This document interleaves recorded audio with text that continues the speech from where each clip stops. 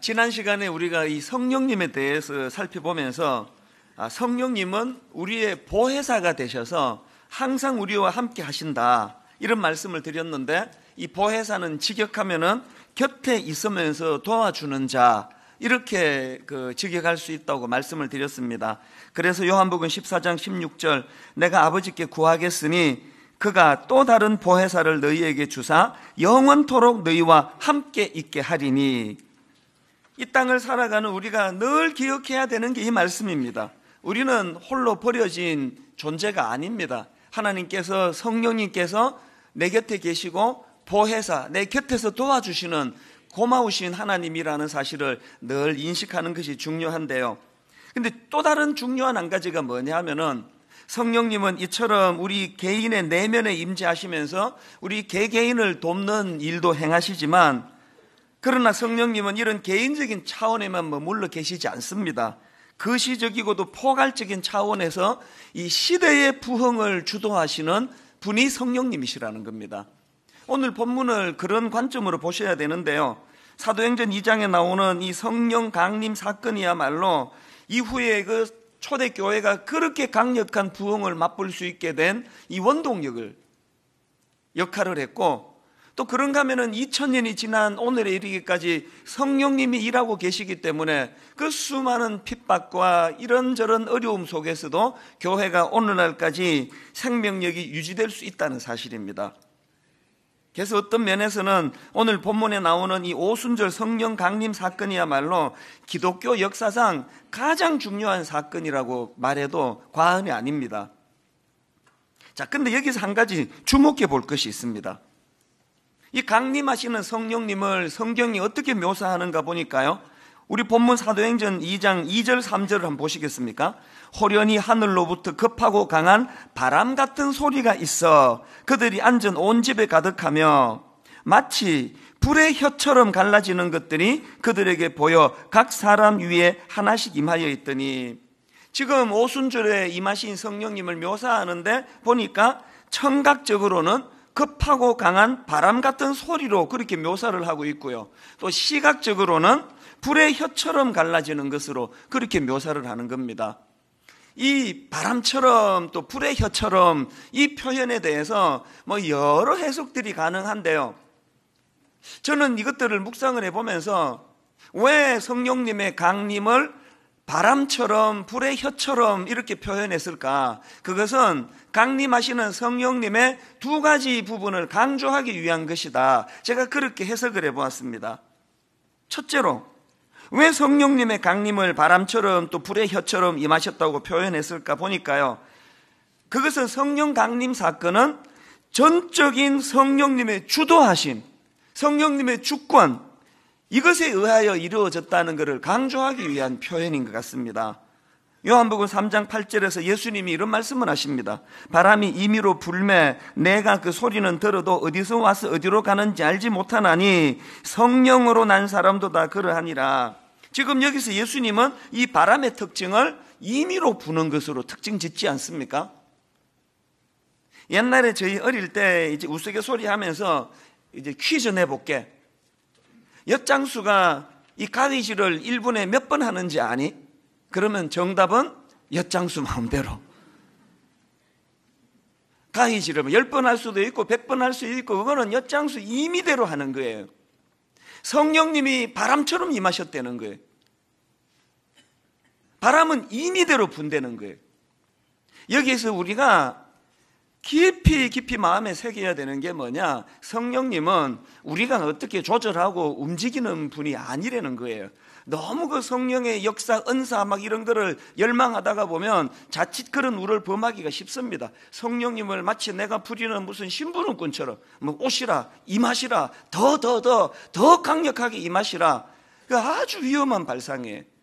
성령님은 우리 같은 인생에 의해서 좌지우지 되시는 분이 아니에요. 단지 은혜를 구할 뿐입니다. 그런가 하면은 두 번째로, 왜 성령님의 임하심을 바람처럼 불처럼 그렇게 임하셨다고 표현을 하셨냐 보니까요, 그것은요, 성령님께서 이처럼 주도적으로 임하시되 강력하게 임하셨다는 것을 강조하기 위한 것이라고 생각합니다. 2절을 다시 한번 보십시오.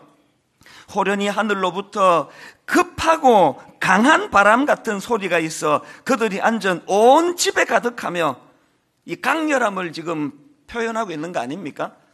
3절도 마찬가지입니다. 마치 불의 혀처럼 갈라지는 것들이 그들에게 보여 각 사람 위에 하나씩 임하여 있더니, 이 강력한 임재. 또 4절, 그들이 다 성령의 충만함을 받고, 이런 표현들이 다 강력하게 임하신 성령님을 강조하는 것이라면 오늘 우리가 이 부흥을 인위적으로 할 수 없습니다. 제가 막 인위적으로 뭐 행사하고 이벤트 해가지고 성령 충만 절대 가능하지 않습니다. 온전히 주권은 하나님에게 달려 계시기 때문에 우리는 어떻게 해야 됩니까? 이 초대교회 120여 문도들이 보여준 그 모범이 뭡니까? 하나님 앞에 모여 간절히 기도할 뿐이에요. 우리를 불쌍히 여겨주시고 성령님 우리를 다스려 주시옵소서. 성령님의 임재하심을 매일매일 우리는 간구를 해야 된다는 겁니다. 그래서 제가 오늘 이제 이런 관점을 가지고 이제 임하신 성령님에 대해 좀 살펴보고자 하는데요.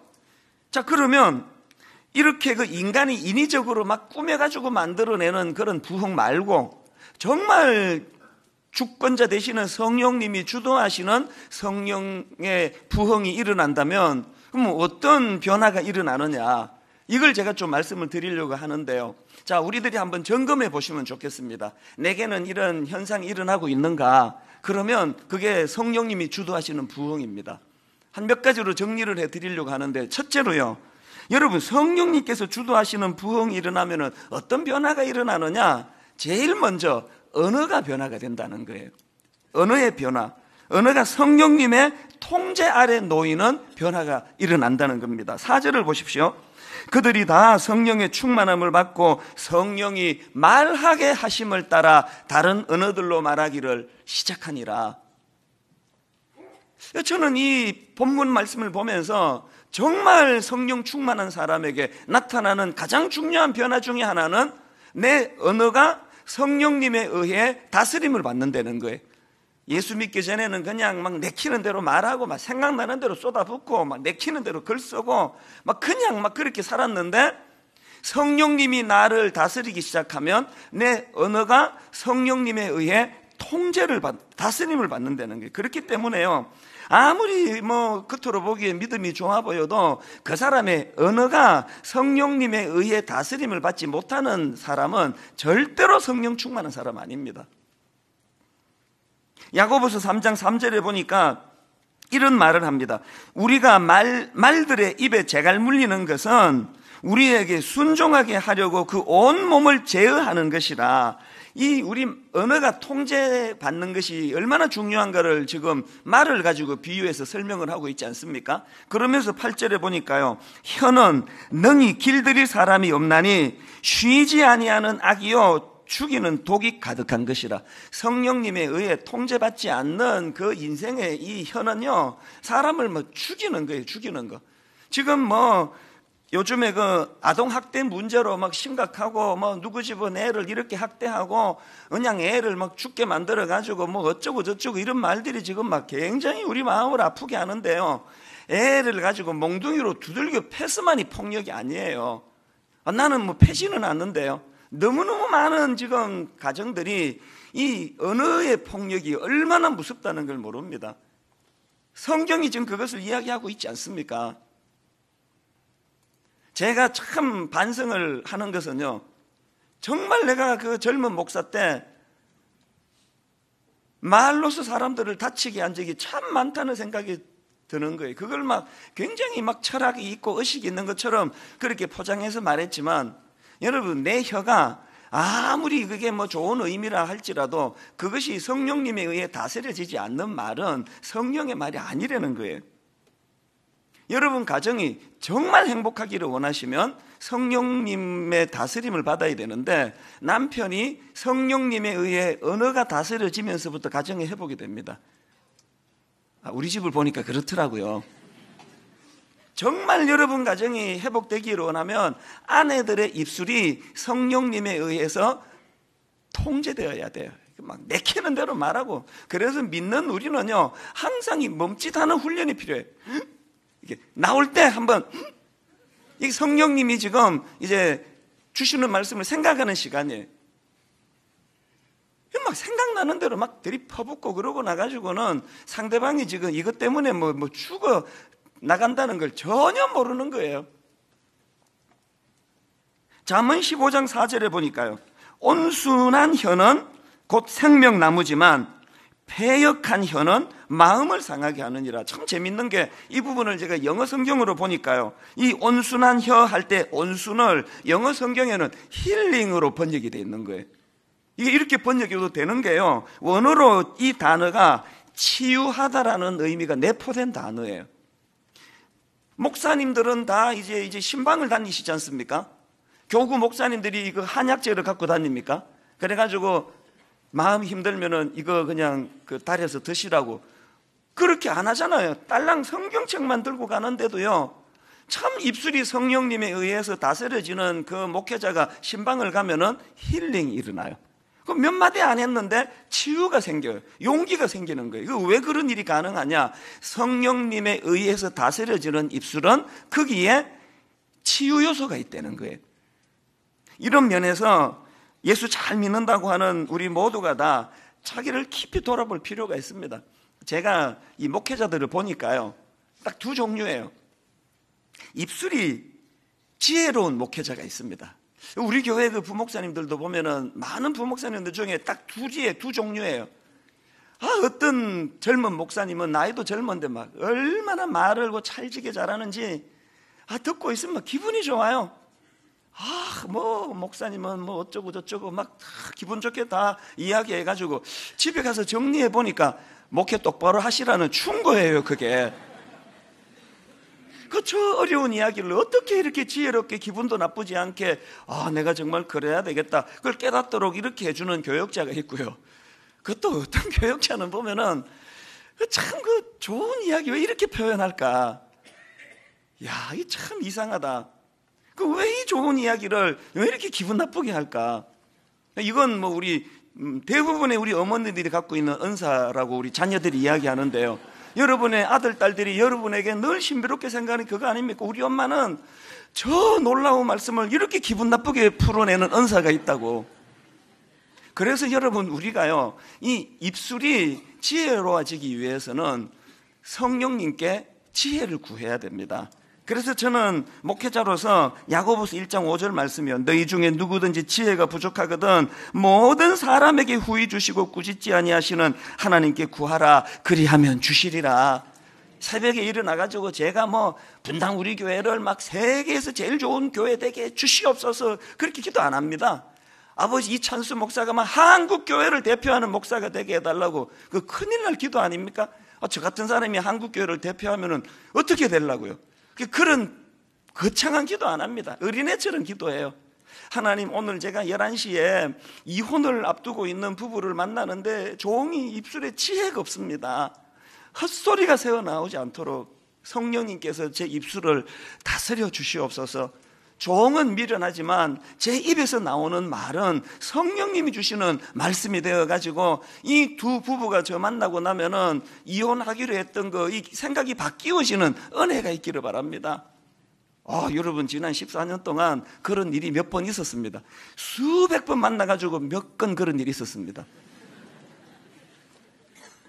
더 구해야 되겠죠? 오늘 여기에 그래도 말씀을 사모하고 하나님 은혜를 사모하는 성도님들이 모여 계시다면 여러분, 우리 성령님께 항상 이걸 구해야 됩니다. 아버지, 내 입술에 성령님 지혜를 덧입혀 주시되 성령님에 의해 내 말이 다스려지기를 원합니다. 에베소서 4장 29절 30절에 보면은 이 언어 사용 문제가 생각보다 심각합니다. 보십시오. 무릇 더러운 말은 너희 입 밖에도 내지 말고 오직 덕을 세우는 데 소용되는 대로 선한 말을 하여 듣는 자들에게 은혜를 끼치게 하라. 그 다음 보세요. 하나님의 성령을 근심하게 하지 말라. 지난번에 말씀드렸죠.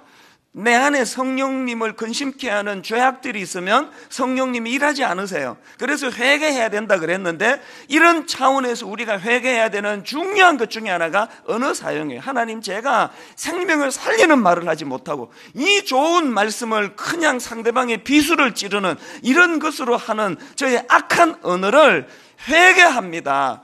그래야지만 성령님을 근심하게 하지 않는다는 겁니다. 그런가 하면은 두 번째로 성령님께서 주도하시는 부흥이 일어나면 나타나는 현상이 뭐냐? 하나됨, 분열이 아니라 한 마음을 회복한다는 겁니다.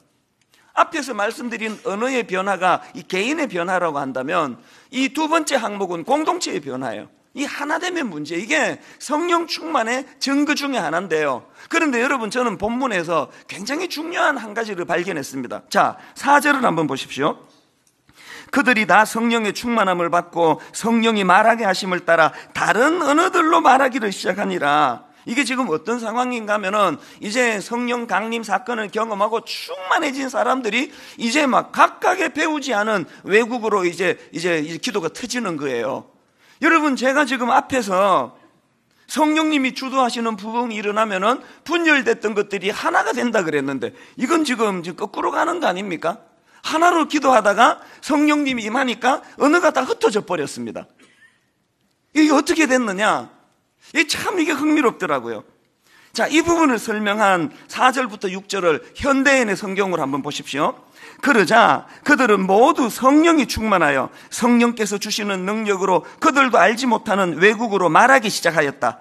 그때 예루살렘에는 세계 여러 나라에서 온 경건한 유대인들이 많이 머물고 있었다. 하늘에서 난 바람 같은 이 소리를 듣고 몰려든 군중들은 각자 자기 나라 말로 제자들이 말하는 것을 듣고 어리둥절하였다. 이게 어떤 상황인지 아시겠죠? 오순절을 맞이해가지고 막 원근각처에서 여러 다른 지역과 나라에서 사람들이 모여들었는데, 지금 성령 충만한 사람들이 각각의 그 배우지 아니한 여러 다른 나라 말로 이제 방언이 터진 거예요.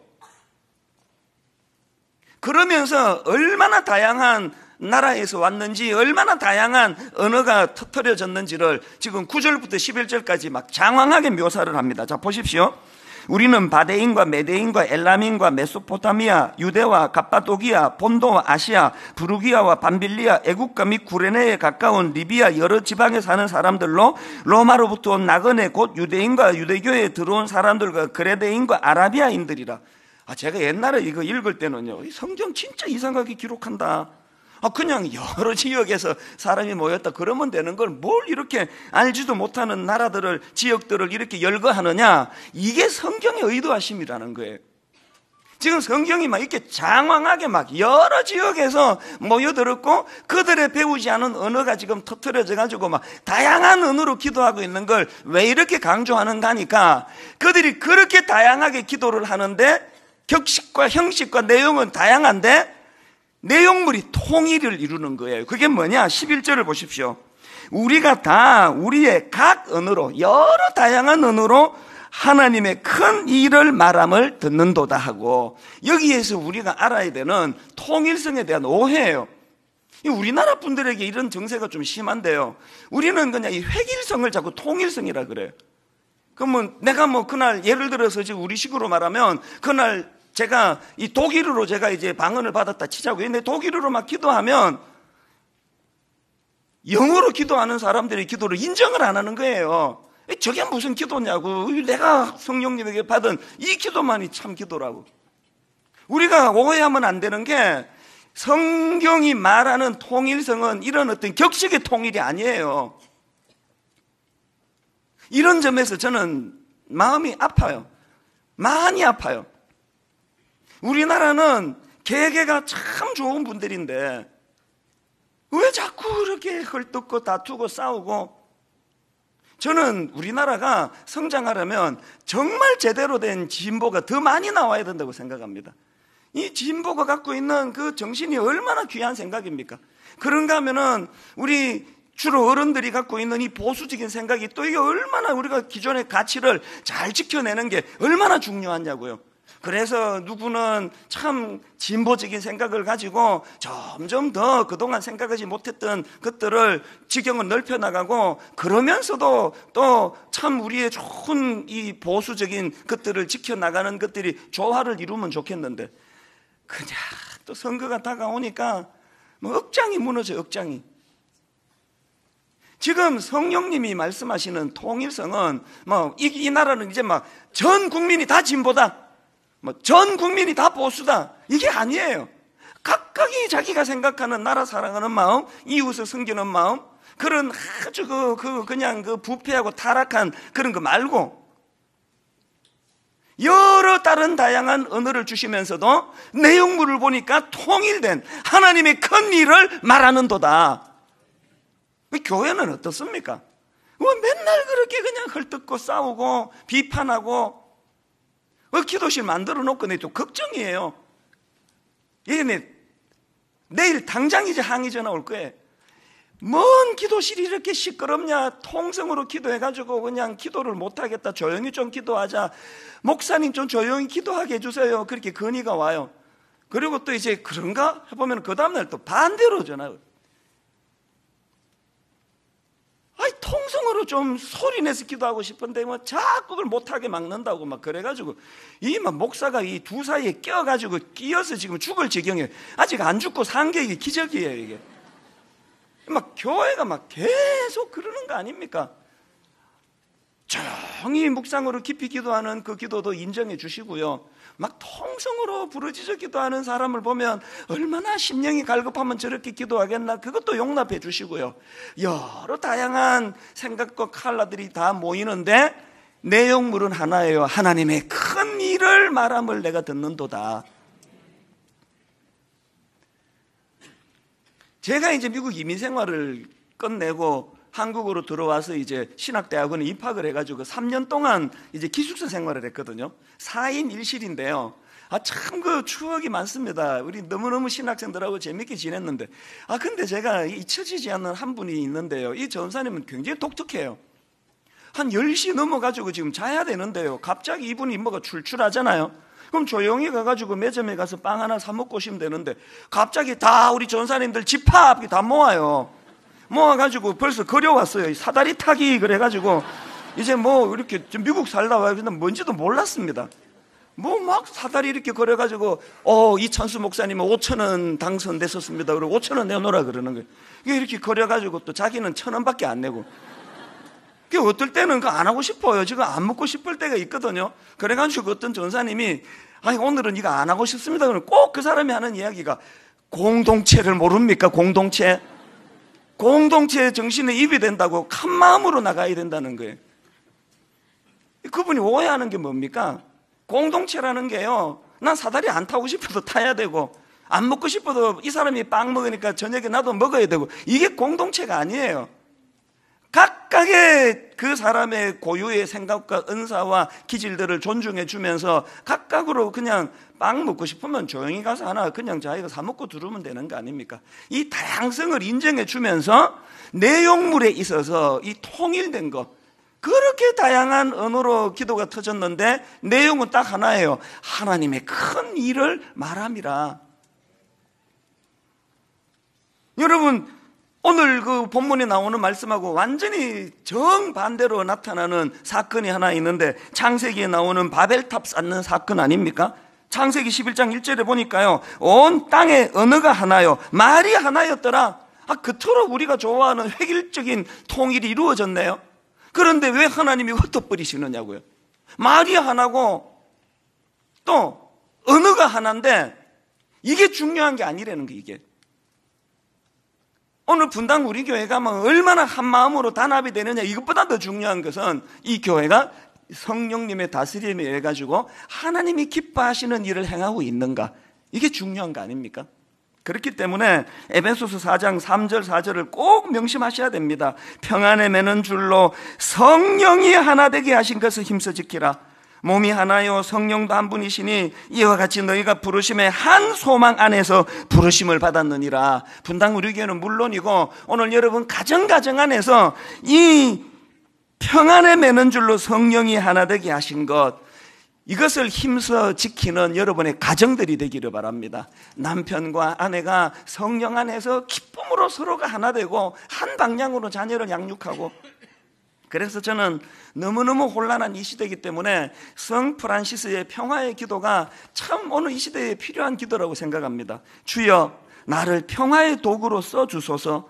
미움이 있는 곳에 사랑을, 다툼이 있는 곳에 용서를, 분열이 있는 곳에 하나됨을. 그런데 여러분, 이 프란시스의 기도가 응답될 수 있는 조건은 딱 하나예요. 성령님이 나를 다스려 주실 때예요. 자, 그런가 하면은 세 번째로, 성령님이 주도하시는 부흥이 일어나면은 어떤 일이 일어나느냐? 꿈이 회복이 돼. 꿈이 회복이 되는데, 그 꿈이 약속에 근거한 꿈이라는 것입니다. 오늘 본문에서 강력한 성령 강림 사건이 일어나는 것을 묘사하는데, 그 앞에 그 성령 강림이 일어나기 전에 1절을 보십시오. 오순절 날이 이미 이르매 그들이 다 같이 한 곳에 모였더니 한 마음이 돼가지고 합심해서 성령 충만을 지금 부르짖고 있는데요. 여러분, 그 120여 문도들이 그렇게 하나님 앞에 성령 강림을 놓고 애타게 기도할 수 있었던 원동력은 어디서 나오느냐? 예수님의 약속하심을 근거로 한 거 아닙니까? 바로 앞에 나오는 사도행전 1장 4절 5절에 예수님의 약속을 보십시오. 사도와 함께 모이사 그들에게 분부하여 이르시되 예루살렘을 떠나지 말고 내게서 들은 바 아버지께서 약속하신 것을 기다리라. 요한은 물로 세례를 베풀었으나 너희는 몇 날이 못되어 성령으로 세례를 받으리라 하셨느니라. 지금 내가 가면 성령을 보내주시겠다는 이 예수님의 약속을 근거로 해가지고 그들이 이렇게 갈망하는 것, 이게 얼마나 중요합니까? 오늘 우리 모두가 다, 저는 무덤에 가는 그날까지 저는 꿈꾸는 목사가 되기를 원합니다. 분당 우리 교회가 이만큼 커졌고 이제 뭐 더 이룰 것도 없고, 그 생각을 하는 그날이 제가 사표 서는 날이 되기를 원합니다. 교회 사이즈는 관계없습니다. 교회는 하나님의 약속하심을 바탕으로 꿈꾸는 공동체가 돼야 되는 거예요. 가정도 마찬가지예요. 여러분 가정이 그렇게 어려워지게 된 원인은요, 밥을 굶게 돼서 그런 거 아니에요. 먹고 살만 해가지고 하나님 주시는 꿈이 가정을 견인하는 에너지가 아니기 때문 아닙니까? 그렇기 때문에 오늘 본문 말씀은 누가복음 24장 49절에서 주신 주님의 약속의 성취로 봐야 됩니다. 볼지어다 내가 내 아버지께서 약속하신 것은 너희에게 보내리니 너희는 위로부터 능력으로 입혀질 때까지 이 성에 머물라 하니라. 그냥 갈 데 없어서 성에 머문 거 아니에요. 말씀, 약속의 말씀을 바탕으로 그들에게 꿈이 있었기 때문에 그 성에 머물러 기도한 거 아닙니까? 제가 오늘 모처럼 걸어왔거든요. 봄도 되고 해가지고 모처럼 제가 이제 걸어오면서 일부 예배 때 그 6시 얼만데요. 마음이 아팠습니다. 교회로 가시는 성도님들의 뒷모습이 막 너무 어깨가 처져 있는 거예요. 뭐 안 그런 부부도 있는데 막 대부분의 부부들이 세상에 이 가슴 벅찬 예배를 드리러 부부가 오면서 한마디도 안 해요. 어제 싸우다 왔는지. 그래서 마음이 아팠습니다. 야, 이 얼마나 지치고 피곤하면 이 기쁜 예배를 드리러 오는데 이렇게 힘이 하나도 없을까? 기도가 저절로 나와요. 하나님, 이 성도들이 저렇게 피곤하고 지친 상태로 터벅터벅 그냥 의무적으로 교회를 나오지만 오늘 예배 시간에 강한 성령님의 일하심을 경험하고 이 문을 열고 나갈 때는 막 활기찬 하나님이 잃어버린 꿈을 회복시켜 주시기 때문에 기쁨으로 이 문을 열고 나가게 되기를 바랍니다. 더 중요한 거, 부부간에 대화하면서 가세요. 대화하면서. 그렇게 꼭 싸운 사람들처럼 할 말도 없고 뭐 꿈이 없으니까 할 말이 없죠. 뭐 기껏 하는 이야기는 큰애는 성적이 잘 나왔나 어쨌나. 그래가지고 그 경기도 외곽에 가보면은 식당에서 저 두 사람이 남녀가 밥 먹는데 이게 불륜인지 부부인지 맞추는 거 딱 하나밖에 없대잖아요. 저절 이야기 잘하고 막 밥도 먹여주면 100% 불륜이래요. 뚱하게 가지고 그냥 밥 먹는 데만 신경 쓰고 있으면 그건 부부라는 거, 가슴 아픈 이야기 아닙니까? 저는 오늘 성령님이 여러분 가정에 식어버린 꿈을 회복시켜 주셔가지고 막 부부간에 그냥 막 잠자는 것도 잃어버리고 성령님이 회복시켜 주신 꿈을 나누는 그런 가정이 되시기를 바랍니다. 너무 엄청난 걸 구하면 아멘도 안 해요. 아이, 바랄 걸 바라야지, 우리 부부한테. 성령님이 임하시면 그 일도 가능한 줄로 믿습니다. 그래서 여러분, 베드로가, 저는 참 멋있어, 이 본문의 베드로가.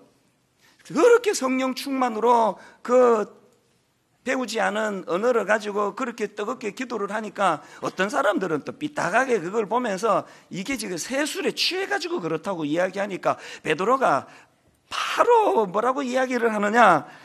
사도행전 2장 16절 17절을 보십시오. 이는 곧 선지자 요엘을 통하여 말씀하신 것이니 일러서되 하나님이 말씀하시기를 말세에 내가 내 영을 모든 육체에 부어주리니 너희의 자녀들은 예언할 것이요 너희의 젊은이들은 환상을 보고 너희의 늙은이들은 꿈을 꾸리라. 이 예언이 성취된 사건이라는 거예요. 베드로의 요지가 뭐예요? 우리 술 먹은 거 아니라는 거예요. 술 취해서 이런 게 아니고 우리가 하나님의 약속하신 말씀을 근거로 해가지고 그 약속을 가지고 하나님께 구했더니 성령님께서 그것을 성취해 주신 가슴 벅찬 사건이 너희들이 보고 있는 이 사건이다. 오늘 우리가 세상 사람들이 교회를 향하여 비난할 때 베드로처럼 이렇게 멋있게 말해줄 수 있는 말이 없어서 초라한 거 아닙니까? 저는 26년의 세월 동안 이 말씀을 붙잡았습니다. 왜 그러냐? 신학교 들어가는 날부터 오늘 아침에 이르기까지 저는 저희 어머니의 꿈이 이루어져서 목사가 된 사람이거든요. 저희 아버지가 목사님이신데도 불구하고 말을 더듬으시니까 얼마나 그게 마음이 아프겠습니까? 속에는 막 성령의 불이 막 끓어오르는데 말 더듬으시는 분이요, 에너지가 많아서 그런 거예요. 막 속에는 성령의 불이 막 선포하기를 원하는데 말을 더듬으시는 거예요. 어떻게 해서든지 간에 본인의 그 연약한 것을 치유받고 은혜 받아가지고 교회를 하나님 앞에 부흥을 원하는데, 그래서 아버지가 40일 금식기도 무리하셨어요. 물도 안 드시고 막 그렇게 금식하시면 이건 애당초 무리 아닙니까? 그렇게 하다가 아버지가 돌아가셨는데 제가 우리 어머니에게 참 눈물나게 감사한 게 뭔지 아십니까? 그런 가슴 아픈 현실 앞에 남편이 교회 부흥을 부르짖다가 돌아가셨는데 이거를 한으로 그것을 그냥 절망으로 떨어지지 않고, 저희 어머니는 그 가슴 아픈 아버지 돌아가시는 사건을 약속을 바탕으로 한 성령 주시는 꿈으로 승화시킨 거예요. 그래가지고 늘 저보고 네가 아버지 뒤를 이어서 목사가 돼야 되겠다. 나는 막내인데도 자꾸 나보고 목사가 되라 그래서 좀 마음이 힘들었습니다. 네 아버지가 기도하다가 돌아가시는 영광은 누렸지만 기도하다가 돌아가셨기 때문에 목회의 열매를 못 거둔 거 아니니 자식이 네가 아버지 뒤를 이어가지고 목회 열매를 네가 거두어야 되겠다. 난 어머니를 이해를 못했습니다. 하나님 원망하고 막 그냥 막 하나님이고 뭐고 막 질렸다 뭐 이렇게 무능한 하나님 나는 이제 못 믿는다. 짐 싸라 우리 부처님한테 간다. 그래야 되는 것 같은데 어머니는 그렇게 비참하게 아버지가 돌아가시는 그 가슴 아픈 사건을 그런 울분과 한으로 그것을 전락시키지 않고 약속을 바탕으로 한 꿈으로 성화시켜가지고 저에게 30살이 될 때까지 어머니의 기도가 멈추질 않아가지고 제가 신학교를 갔는데 제가 딱 목사가 되고 나니까 어머니가 꾸신 꿈이 이런 거구나 이해가 되기 시작하는 거예요. 그래서 26년의 세월 동안 여러분 모두가 다 알고 계시지만 제가 무슨 실력이 있기를 합니까? 뭐 의식이 있기를 합니까? 영어를 잘합니까? 호감 가는 얼굴을 내가 가졌습니까? 뭐 또 뭐 있습니까? 뭐 평소에 하고 싶은 얘기 다 해보세요. 아무것도 없는 인생 아닙니까? 그러나 여러분 성령님이 주시는 꿈을 가진 자들, 그 꿈을 가지고 달려나가니까 26년의 세월이 꿈꾸는 것 같았습니다. 저는 지금 56살인데요 저의 66살이 막 너무너무 기대가 되는 거예요. 세상에 하나님 46살에 저보다 이렇게 아름답게 빚어가십니까? 46살 때는 세상에 36살 때 제가 얼마나 미숙했는데 이렇게 저를 빚어가십니까? 세상에 26살 때 저는요 뭐 철딱선이 옆길을 말로 다 알 수 없었는데 성령님이 꿈꾸게 하시니까요. 지난주 말씀드렸던 그 박승일 형제 루게릭 병으로 지금 침대에 꼼짝없이 누워 대소변 다 도와줘야 되고 유일하게 움직이는 건 눈동자밖에 없는데 무려 이런 생활 14년의 세월이 지났지만 이 형제를 지탱하게 하는 힘이 뭡니까? 그 연약한 육신 안에 그 영혼을 주장하시는 성령님께서 성령님과 함께하는 자들에게 약속을 바탕으로 한 꿈을 주시기 때문에 이 꿈이 이 형제를 지금도 가슴 뛰게 만드는 거예요. 제가 그 집에 신방 갔을 때도 그 여러분 유일하게 지금 눈 껌뻑껌뻑거리는 것으로 자기 의견을 표현할 수밖에 없는데 그날 이 형제가 제게 부탁한 게 뭔지 아십니까? 목사님 저 좀 도와주세요. 일어날 수 있도록 도와달라는 게 아니에요. 이 루게릭 병으로 고통하는 환자들과 가족을 위하여 병원을 내가 건립하고 싶은데 목사님 이것 좀 도와주세요. 이 놀라운 이야기 아닙니까? 도대체 누가 장애인입니까? 마음만 먹으면 어디든 갈 수 있고 마음만 먹으면 무엇이든 할 수 있으면서 손발 다 묶여가지고 아무 꿈도 없고 왜 사는지도 모르고 맨날 나오는 그런 죽고 싶다 죽고 싶다. 어떻게 된 일이냐고요. 비록 온 몸을 마비가 돼가지고 눈동자밖에는 못 움직이지만 그 성령님이 붙잡아 주시는 이 형제. 그래서 여러분 오늘 예배 마치고 여러분에게 이거 지금 루게릭 요양병원 건립을 위해 가지고 이 지금 이 팔찌를 판매를 하는데요. 뭐 아까 예배 마치고 막 불티나게 팔리는 거 보고 막 가슴이 너무 뜨거워요. 그 형제는 지금도 누워 있는데 방 안에 교통하게 하시는 성령님이 우리들의 마음을 움직여 이 꿈을 같이 꾸는 거예요. 지난 특세 마치고 교구 목사님한테 메일이 왔습니다. 자기 교구에 어느 약국을 하는 집사님이 계시는데 특세 마지막 날에 은혜를 많이 받았다는 거예요. 그래서 좀 장학금을 좀 헌금을 하고 싶다 연락이 와서 제가 전화를 드렸습니다. 그랬더니 이분 하시는 말씀이 약국을 하면서 꿈을 하나님 앞에 어떤 그 기도를 드렸냐 하면 이렇게 수익금이 생기면 뭐 여러 가지 좋은 데 쓰겠지만 그 중에 사람을 키우는 이 장학금을 내가 헌금을 하겠습니다. 그랬는데 그거를 못했다는 거예요. 그날 은혜를 받고 제가 설교 중에 하나님 앞에 드린 약속은 지켜야 한다 이런 요지의 설교를 듣고 그분이 마음에 이제 부담을 느껴가지고 목사님 이제 내가 하나님께 약속을 지키고자 합니다. 그러면서 장학금으로 5천만 원을 주셨어요. 공교롭게도 바로 얼마 뒤에요. 에듀투게더라고 아시죠? 가난해가지고 과외를 받을 수 없는 이 가난한 집 아이들을 지금 우리 성도님들이 눈물나게 지금 과외를 시켜가지고 이제 걔들이 대학도 들어가고 꿈도 회복하고 그러는데요. 그 중에 한 아이가요, 지금 서보원이라는 학생이 있는데 이 친구는 지금 뭐 과외 하나 받을 수 없는 가난한 집안에서도 성령 주시는 꿈, 또 어른들을 통해 전달된 그 꿈 때문에 놀라운 일이 벌어진 거예요. 이 형제가요, 호주 웨스턴 시드니 대학 경영학과에 유학을 가게 됐습니다. 그 귀한 1억의 헌금 중에서 900만 원을 가지고 이 형제를 후원을 하게 된 거예요. UCLA로 유학을 간 자매를 이 헌금을 가지고 도왔고요. 제가 왜 이걸 상세하게 말씀을 드리느냐, 기왕에 지금 저희가 이 헌금 장학금 아니라도요 연 3억에 가까운 장학금을 쓰지만 인물을 키워내는 꿈을 심어주는 장학금을 만들고 싶은 거예요. 우리 홈페이지에 계좌번호 하나 만들어 줄 테니까요, 여러분 이 시간 성령님이 같은 꿈을 꾸게 하신다면, 우리 사람 키우는데 가난해가지고 꿈을 못 꾸고 태어나 보니까 흙수저네 흙수저, 개천에서 용나는 일이 없대는데 이런 우리 청소년들에게, 이런 젊은이들에게 먼저 우리가 성령님으로 잃어버린 꿈을 회복하고 그 꿈을 우리 다음 세대에 전해주는 그런 교회가 되기를 간절히 원합니다. 결론을 맺으려고 합니다. 바로 어제 늦은 오후에요. 대략적으로 이제 설교를 마무리하고 이제 가방을 챙겨가지고 집으로 딱 들어가려고 하는데 책 하나가 눈에 띄는 거예요. 출판사에서 가끔씩 이제 그 신간이 나오면은 이제 보내주시는데요. 그래서 이제 그냥 뭐 당장 필요한 책이 아니라서 거기 그냥 방치를 해둔 책이에요. 어제 딱 나가는데 그 책이 눈에 확 들어오는 거예요. 놀랍게도 책 제목이 뭔지 아십니까? 교회 다시 꿈꾸다. 아직 저 내용 못 읽어봤는데요. 일하시는 성령님, 그래서 제가 그 책을 집어들었습니다. 그랬더니 그 책을 구입하면은 비닐로 이런 엽서를 거기에 몇 개다 꽂아주는데 제일 앞에 엽서가 이거였습니다. 이사야 60장 22절. 그 작은 자가 1000명을 이루겠고 그 약한 자가 강국을 이룰 것이라. 때가 되면 나 여호와가 속히 이루리라.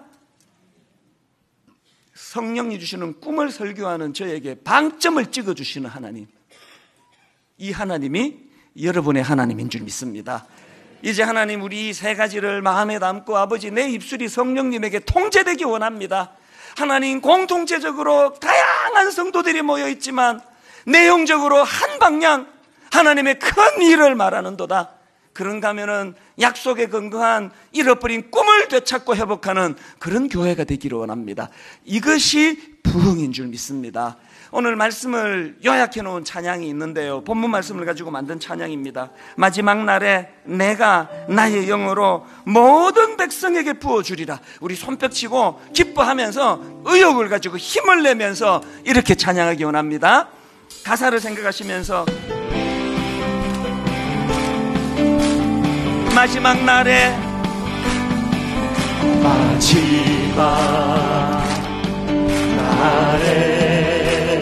내가 나의 영으로 하나님의 약속입니다. 모든 백성에게 부어주리라.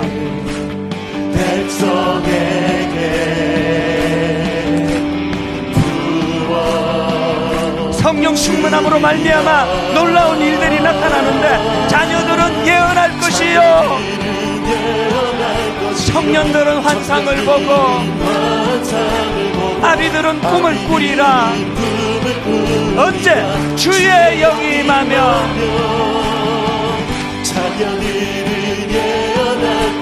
청년들은 환상을 보고 아비들은 꿈을 꾸리라. 언제? 성령 충만할 때. 성령이여 임하소서,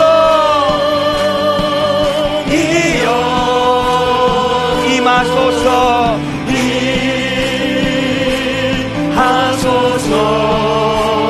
성령이여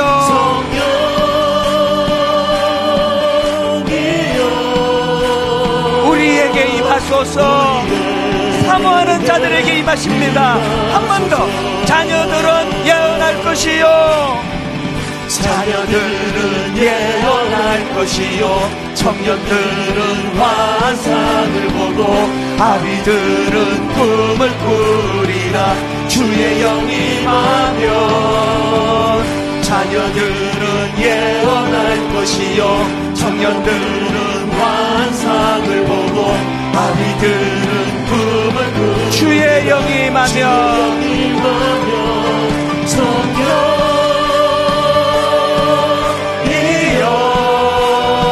임하소서, 임하소서. 성령이여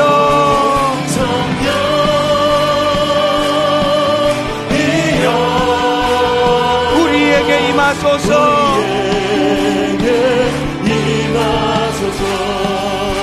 자, 여러분, 한 번 더 이 찬양 부를 때에 예배는 사건이에요. 논리가 아니고 이론이 아닙니다. 바로 이 시간에 문을 열고 들어올 때 마음이 답답하고 우울하고 뭔 일로 그렇게 낙심했는지는 모르지만 의욕을 잃어버리고 꿈을 잃어버린 그 성도님에게 성령의 임하심으로 말미암아 약속을 근거로 한 꿈이 회복이 되어가지고요, 저희 어머니처럼 갑자기 예고 없이 남편이 돌아가시는 절망적인 일조차도 이것이 약속을 근거로 한 꿈을 품는 재료가 될 수 있도록 하는 것, 이것이 신앙생활입니다. 우리 한번 다 자리에서 일어나셔서 하나님 앞에 은혜를 구하면서 다시 한번 마지막 날에 내가 나의 영으로 모든 백성에게 부어주리라. 이게 하나님의 약속이거든요. 하나님의 약속의 말씀을 근거로 한 꿈을 꾸는 시간이 되기 원합니다. 우리 다시 한번 더 뜨겁게 찬양합니다. 마지막 날에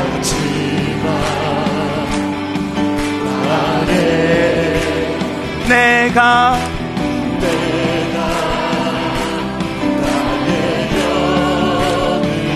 모든 백성에게 그냥 주시는 게 아니에요. 부어주리라. 전능하신 하나님, 아멘.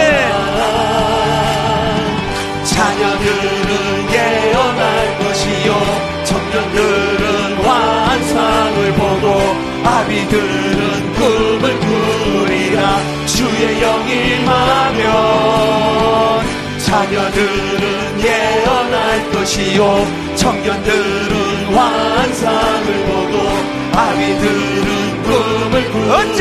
주의 영이 임하면 성령이여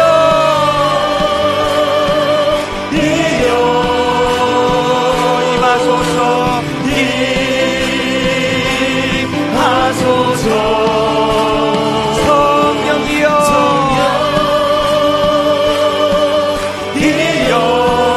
우리에게 임하소서, 우리에게 임하소서. 주님의 영광 나타나셨네. 주님의 영광 나타나셨네. 권능으로 임하셨네. 권능으로 임하셨네. 죽음에서 날 살리신 주 성령, 죽음에서 날 살리신 주 성령, 놀라우신 주 하나님, 놀라우신 주 복음의 능력을 믿습니다. 할렐루야. 주의 나라가, 할렐루야. 주의 나라가 눈먼 자는 눈을 뜨며 할렐루야 임하소서. 저는 자는 걷게 되니 나는 선포하니 만왕의 왕 예수, 주의 나라 임하시네. 다시 한번 주님의 영광 나타나셨네. 영광 나타나셨네. 권능으로 임하셨네. 죽음에서 날 살리신 주 성령, 죽음에서 날 살리신 주 성령, 놀라우신 주 하나님, 놀라우신 주 하나님. 할렐루야. 주의 나라가, 할렐루야. 주의 나라가 눈먼 자는 눈을 뜨며 할렐루야 임하소서. 저는 자는 걷게 되리 나는 선포하리. 만왕의 왕 예수, 왕 예수. 주의 나라 주의 나라 임하시네. 주의 나라 임하시네. 주의 나라 임하시네. 주의 나라 임하시네.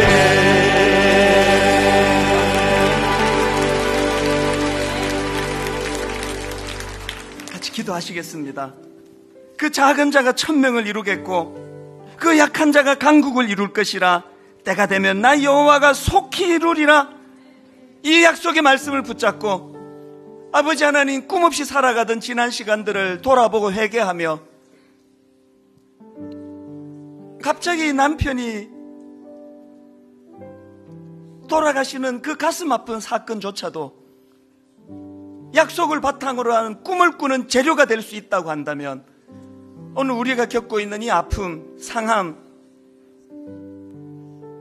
약속을 바탕으로 한 꿈꾸는 재료가 되고 도구가 되는 줄 믿습니다. 성령님을 의지하고 그분과 더불어 동행하며 내 입술이 성령님에 의하여 다스려지고 진정 하나가 이루어지는 은혜를 누리며 그렇게 성령 주시는 꿈을 회복하며 그렇게 달려가는 우리 가정, 또 우리 교회, 또 한국 교회 되도록 인도하여 주시옵소서.